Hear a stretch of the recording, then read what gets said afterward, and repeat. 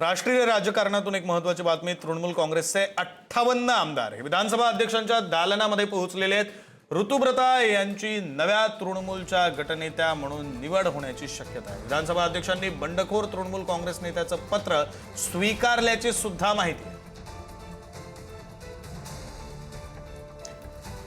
तृणमूल काँग्रेसचे 58 आमदार विधानसभा अध्यक्षांच्या दालनामध्ये पोहोचलेले आहेत।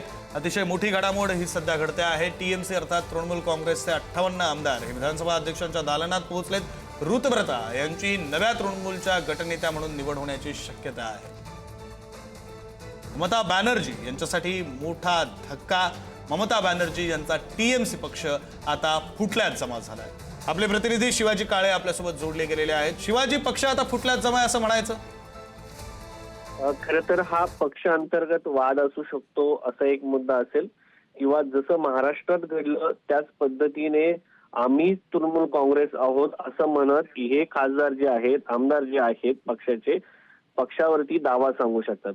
या अगोदर जर आपण पाहिलं तर ऋतुव्रत बॅनर्जी, संदीपन सहा यांना पक्षातून निष्कासित करण्यात आलं होतं। या अगोदर ममता बॅनर्जी यांनी जी बैठक बोलवली होती त्यापैकी 80 आमदारांपैकी 60 आमदार जे होते ते अनुपस्थित होते।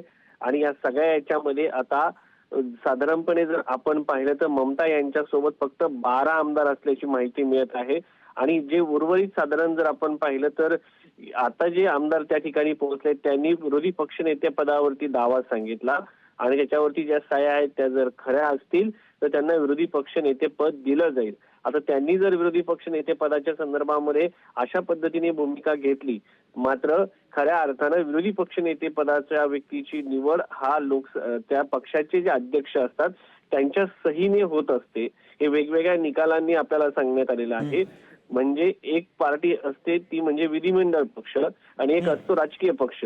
राजकीय पक्षाच्या नेत्यांचा जो प्रमुख असतो त्या पक्षाच्या नेत्याकडे ते अधिकार असतात की त्यांच्या पक्षाचं नेतृत्व विधिमंडळाच्या फ्लोअरवरती कोणी करायचं। गटनेता आणि त्या ठिकाणचा विरोधी पक्ष नेता हा साधारणपणे आमदाराच्या सहमतीने दिला जातो। आणि आता या ठिकाणी आमदारांच्या सहमतीचा जर विचार केला विधिमंडळ पक्ष म्हणून, तर त्या ठिकाणी आमदारांचं बहुमत महत्वाचं ठरतं।